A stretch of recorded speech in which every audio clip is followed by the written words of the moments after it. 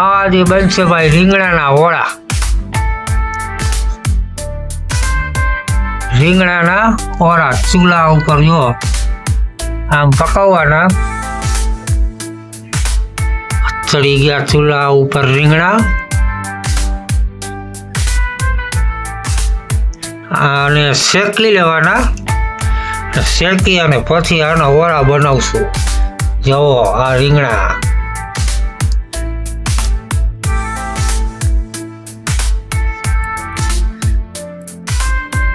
અને આમ શેકી લેવાના. જો લાકડા ઉપર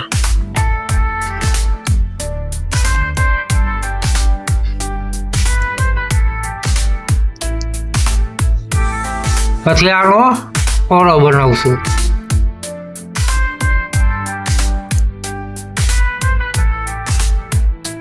જો ભાઈ આપણા રીંગણા શેકાઈ જવા માંડ્યા. 2-4 શેકાઈ ગયા તમને દેખાડું. જો આપણા રીંગણા બરાબર શેકાઈ ગયા. આનો ઓળો બનાવશું. ઓળો જો આ શેકાઈ ગયા ને આનું તો ડીટલું ભરી ગયું. જો પોચા રૂ જેવા થઈ ગયા. હવે આનો ભરી ગયો અને આનો બનશે ઓળો. અને હજી જો અહીંયા 2 છે બાકી એ શેકાય છે. આમ એક સાઈડ પાકી જાય એટલે આમ ફેરવી નાખવાનું આમ એટલે બીજી સાઈડે પાકી જાય. આને ફેરવવું છે પણ હવે ક્યાં ગયું ચીપીએથી ફેરવશું. આપણો હાથ ભરી ગયો હતો ને એટલે આમ અને બરાબર પકાવી અને પછી રીંગણાનો ઓરો ને બાજરાના રોટલા ને મજા આવશે ભાઈ. હવે આની રીંગણાની આનો પછી બનાવશું આપણે શું ઓરો. તો આની આમ સારું ખડી લેવાની. ટક કરવામાં તો ધગે હતી.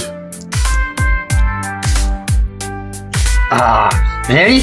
આવું થઈ જાય પછી આને છૂંદી નાખવાનું અને પછી આનો બનાવવાનો ઓરો. આદું લસણ વસણ નાખીને હા ધગે છે. બહુ જ ધગે છે. જો આમાં પાણીના ટીપા પડે હો ભાઈ. તાજા રીંગણા બસ. તો જો આવી રીતના રીંગણું આખું ફરી લેવાનું.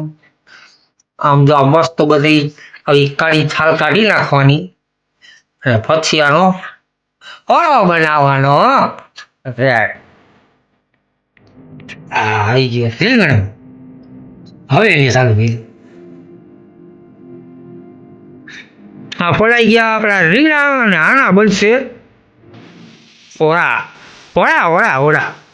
અને એ આપણા દેશી ચૂલા ઉપર મસ્ત મજાનો ઓરો ખાવાની મજા પડશે. હા હા હા. તરી ગયું આપણું તપેલું. હવે એમાં પાવડર જેટલું તેલ. હવે આપણો વઘાર મારશે. ઓરો ઊંડાઈ ગયું. એમાં જશે આ રીંગણા દેખાતા તમારું ટમેટાનો રસો ચટણી જીરું. હવે વઘાર લાગ. જીરું પકડી ગયું એટલે એમાં ગયા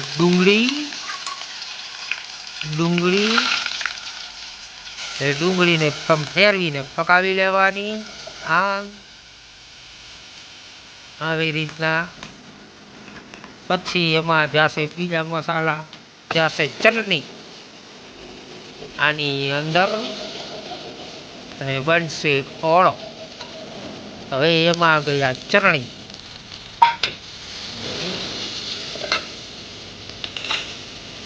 અંદર ગઈ. હવે આવે તે એમાં હળદર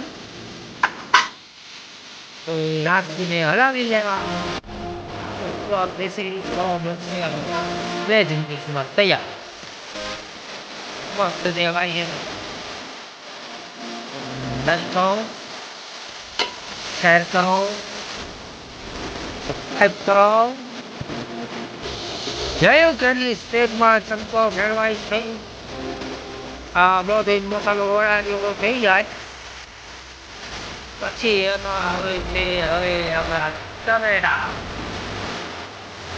મસ્ત દેખાય છે ને બાપુ. વડામાં પાણી નાખીશું, પાણી વાળવાને રોટલો ખાવાનું પાણી આપણો દેશી ચૂલાની સ્ટાઈલ.